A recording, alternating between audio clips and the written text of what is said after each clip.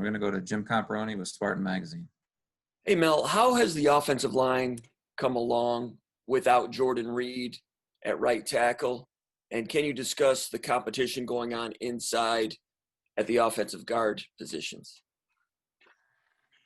Yeah, Coach Kapilovic has done an outstanding job with our offensive line. He's one of the great coaching minds in this profession, one of the great offensive line coaches, and the best or one of the best offensive line coaches that I've ever been around. And he sees the game the same way that I see the game. It's it's about being physical. It's about playing with great technique and fundamentals. Having a mental disposition of moving people against their will and understanding that you have to win a line of scrimmage. We've had competition, at the tackle spot. We've had competition inside, and we're developing depth because we're going to need as many guys ready to play as possible. But I feel really good about our preparation. I feel great about what Coach Cap has done with those guys. And I've seen steady improvement from that unit, and I'm just looking forward to a great week of practice and preparation, from that group and the entire team. We have to get better each and every day, and we have to use these practice opportunities and these meeting opportunities.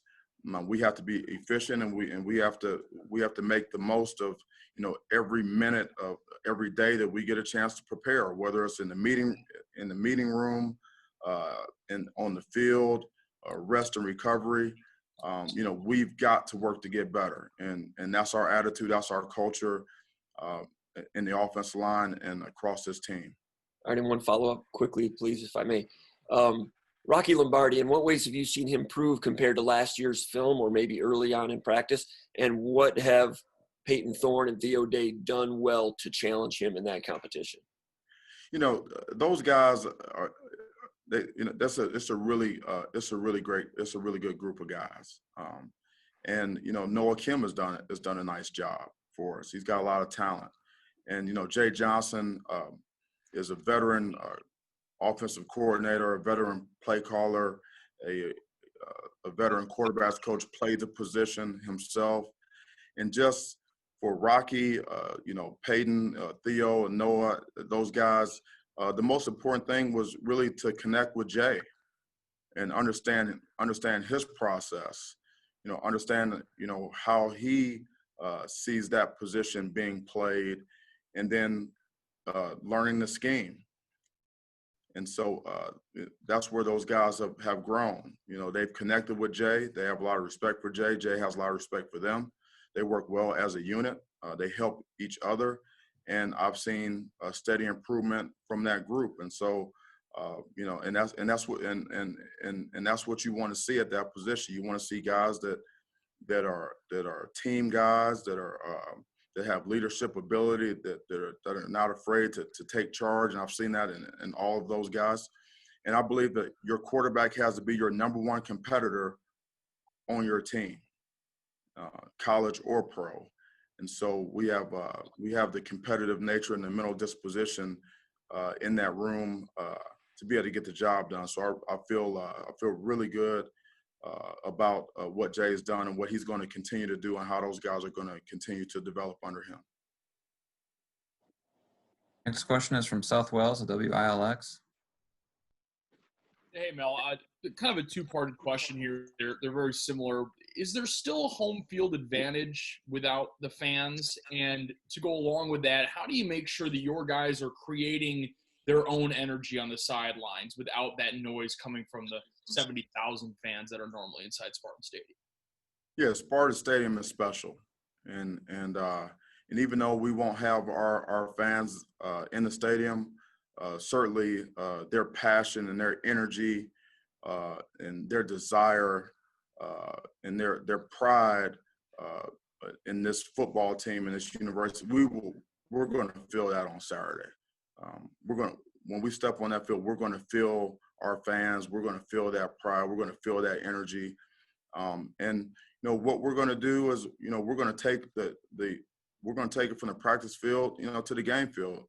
We have tremendous energy in our practices.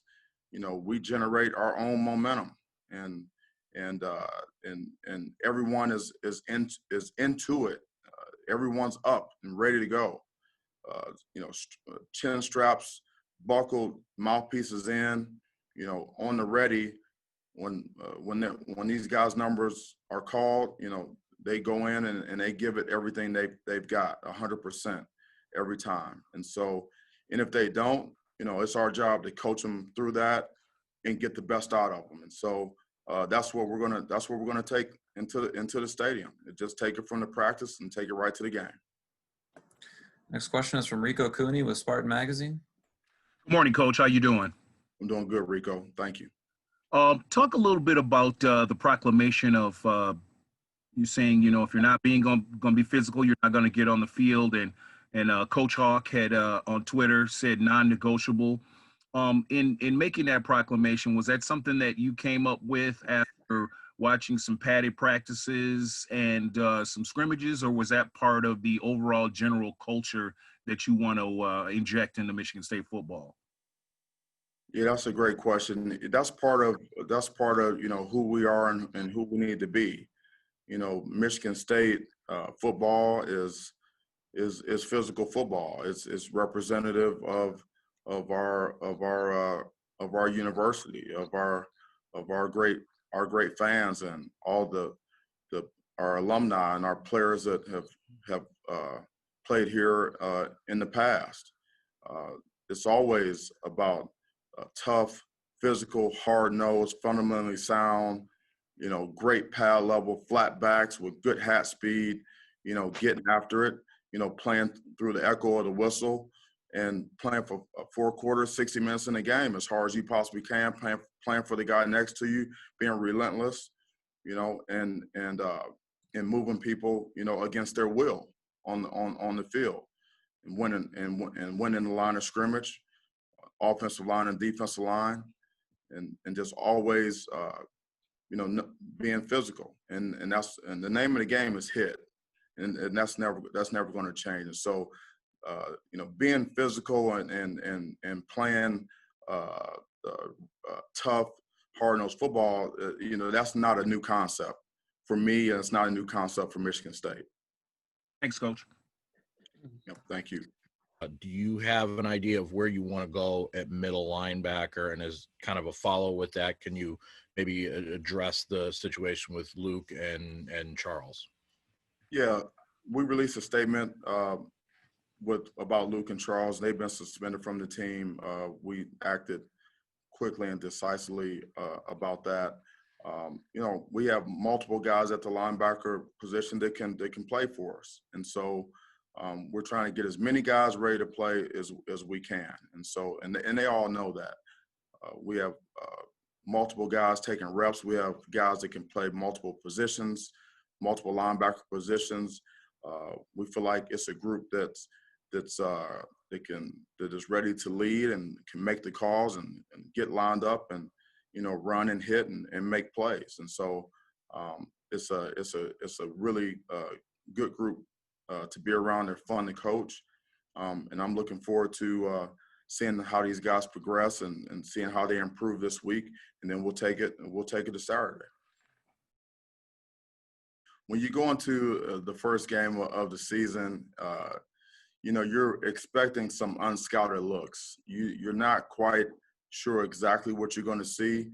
We told our players yesterday that this is going to be a rules game where offense, defense, and special teams, you're going to have to apply your rule to what you see on the field. And then we'll have to be able to adapt and adjust during the game, in between plays, in between series.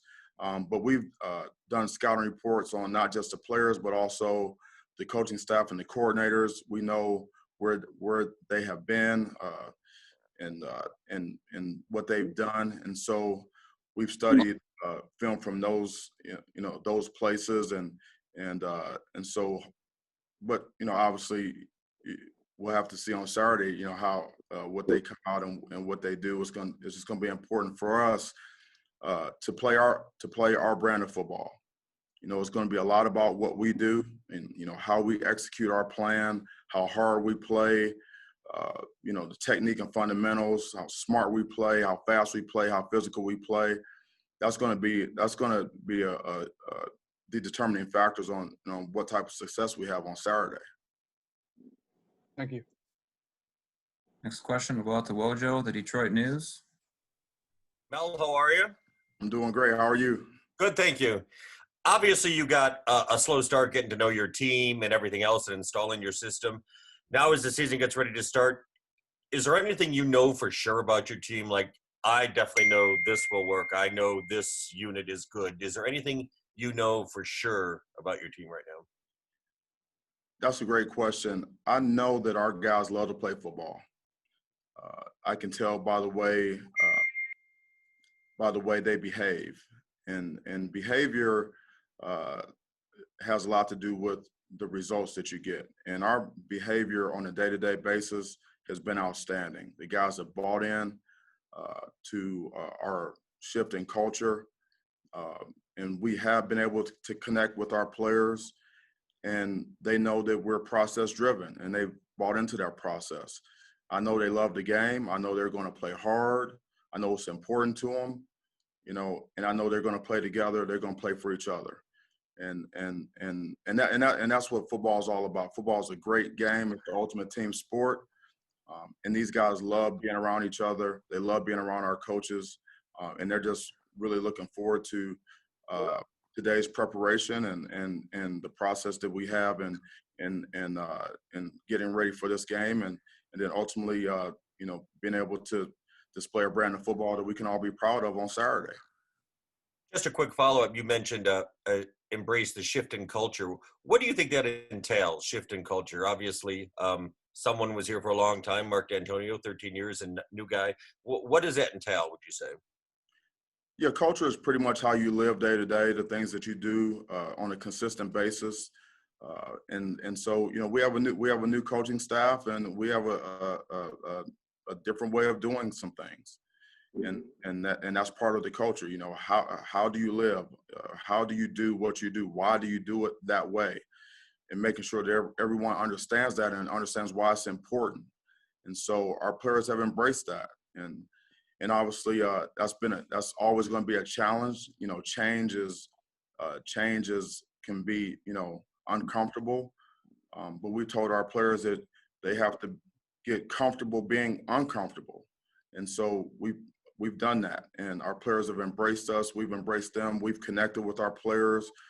We feel very good about our process, and our culture is developing. And I feel really good about the shift that we made in terms of our culture. Next question is from Jack Ebling.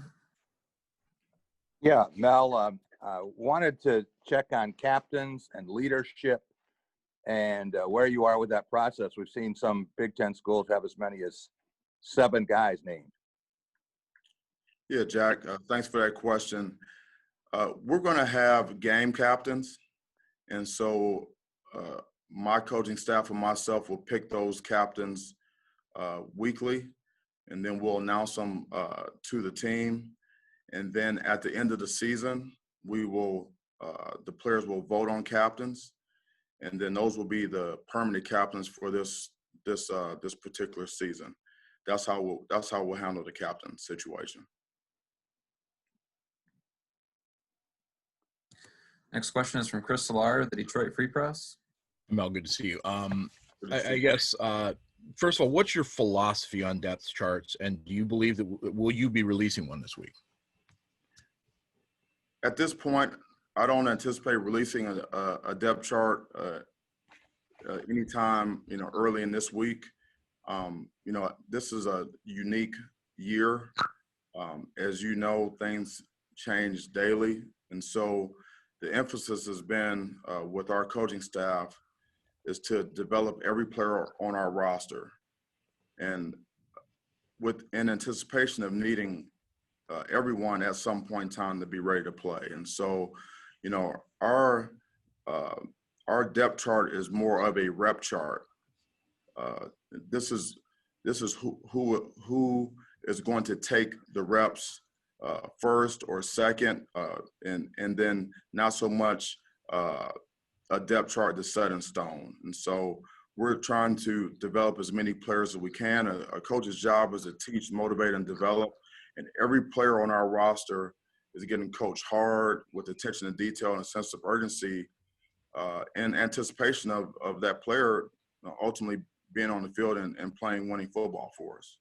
As a follow to that, from a schematic standpoint, this is kind of a coach's dream because there's no game film, there's no real idea of just exactly how you're going to use each personnel differently.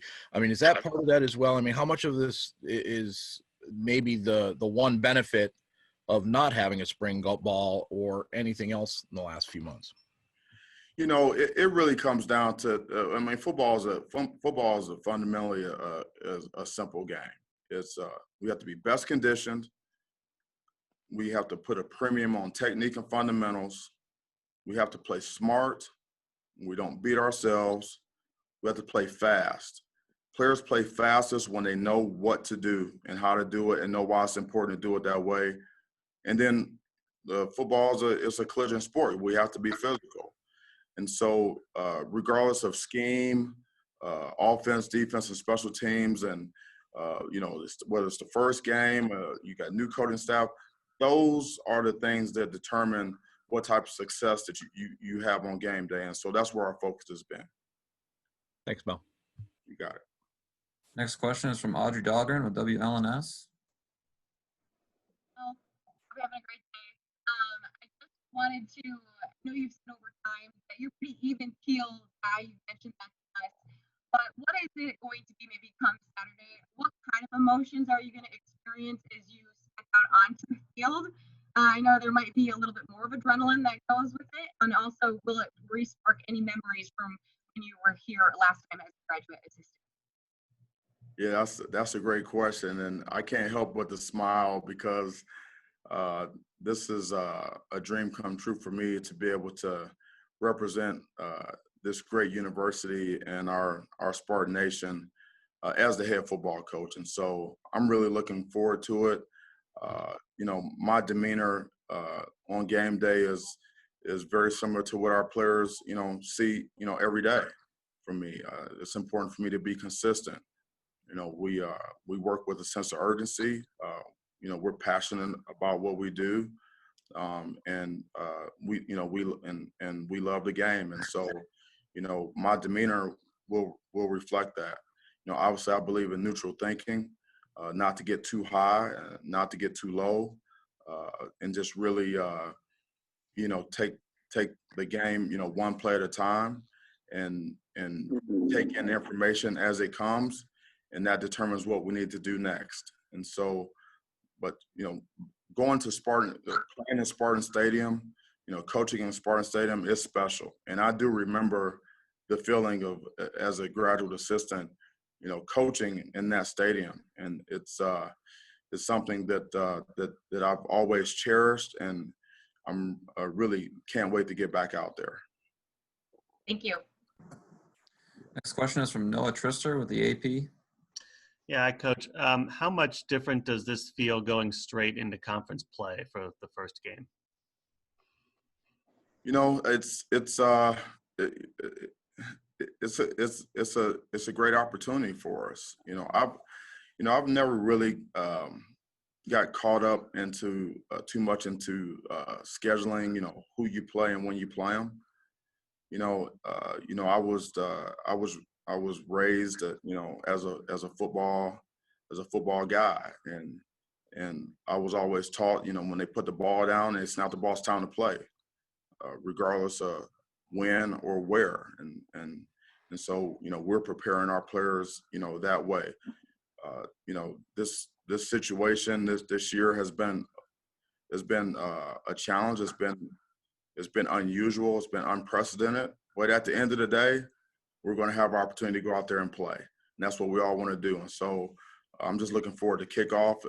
We've got a few days left to prepare. And so, you know, we're going to focus on our process, you know, taking it one day at a time. And then we'll let Saturday take care of itself. Just really super excited about this opportunity.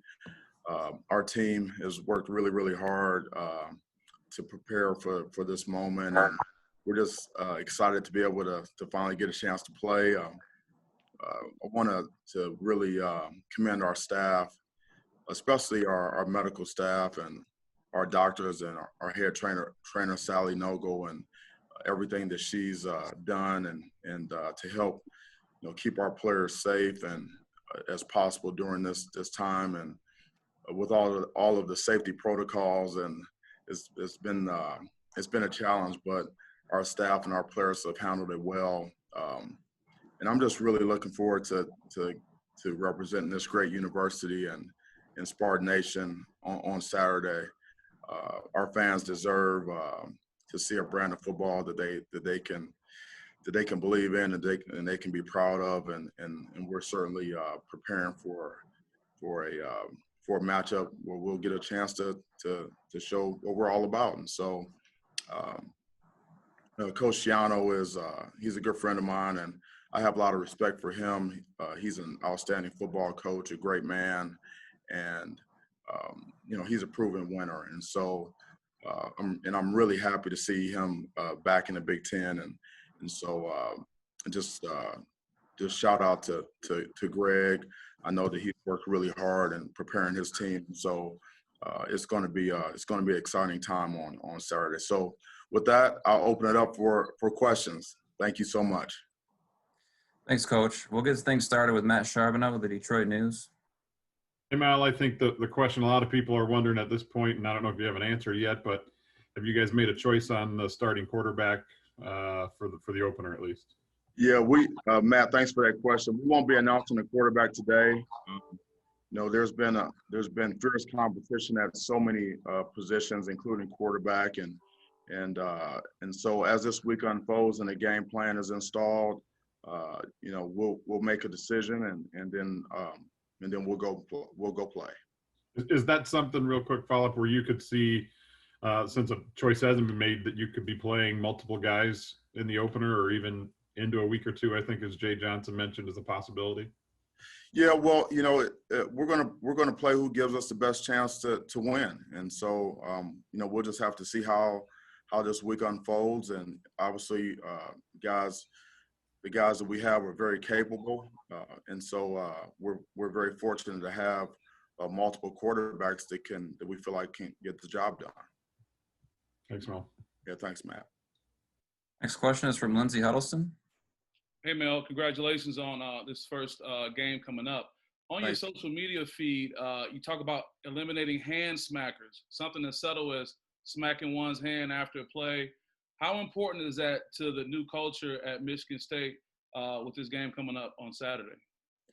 Yeah, that's just part of our process, and we're very process driven, and it's your mental disposition towards competing and demeanor and body language and semantic responsibility is all part of the process. And so our philosophy is that you just go on to the next play, regardless of if the previous play was good or bad. You learn from it. You take the information that you got from that play, and then you move on to the next play quickly. We're not going to get too high. We're not going to get too low. We're going to treat every play as though it has a history and a life of its own, not looking at the scoreboard and continue to play the next play. Have your players been transitioning, doing that pretty well? Or is that a challenge within itself?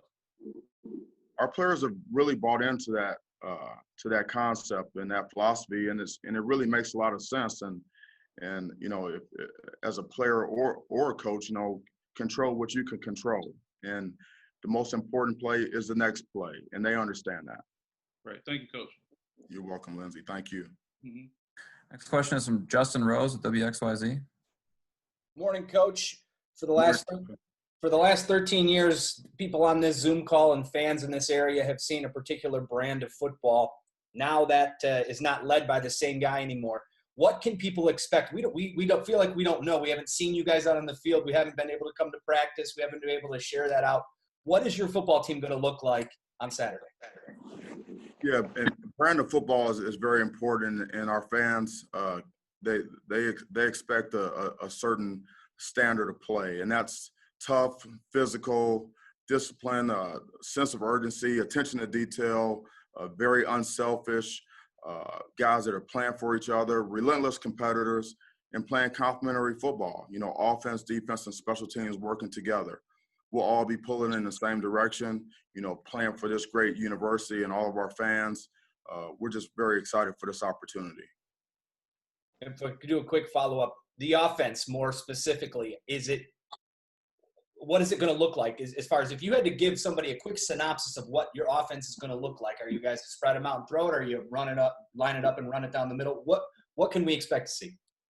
Yeah, we want to be able to run the ball on our terms, which means when we want to run it, we can. And when we have to run it, and everyone in the stadium and everyone on TV knows that we need to run the ball, we can do that too. We want to be able to protect the quarterback, make sure that he has a clean pocket, and he can deliver the ball efficiently and accurately. We want to be versed in all the special situations, red zone, short yarders, goal line, 2 minutes before the half, 2 minutes before the game. Third down and be very efficient. We want to be explosive on offense in the run game and the pass game and be able to get chunks and take care of the football. You know, and the biggest determining factor in winning and losing football games is the turnover margin. So it's all about the ball. The ball. Take care of the football, and on defense, we're going to try to take it away. And so, you know, those are the characteristics that we focus on offensively, and our players have bought into that, and we preach those things every day. Thank you. You're welcome. Next question is from Matt Wenzel with M Live. Hey, Mel. I was wondering, you still got the rest of the week to go, but are there any guys won't be available to play on Saturday based on positive COVID-19 results? Yeah, we have released those results, weekly, for a number of months now, and so, as of right now, we're working with the guys that we have, and as the week unfolds, we'll determine who will be the guys that are going to dress and be available to us to play, but I feel good about the group of guys that we have. Again, to follow up, obviously with the weird situation, have you guys done anything to prepare your players for playing real games when there's really no fans and just kind of the unique environment that's going to be? And I was wondering if there's any steps you've taken in kind of getting guys ready for that. Yeah, we have. We've gone in our stadium and scrimmaged twice. We've also gone into our stadium and had a mock game. We've used noise at the levels at which the Big Ten is going to allow, and we've also played music at the levels at which we think it will be in the stadium. Just talking to some of my colleagues around the country that have already played games in similar settings, they say that it is different, and so we've tried to create that atmosphere for our players. It's just like playing the game. In practice, you want the practices to be as close to the game, the game realities as possible, and so. We've done that with noise, and it's going to be very important for us on our sideline to generate and produce our own energy, our own excitement, our own intensity with the group that we have with our players and coaches on the sideline.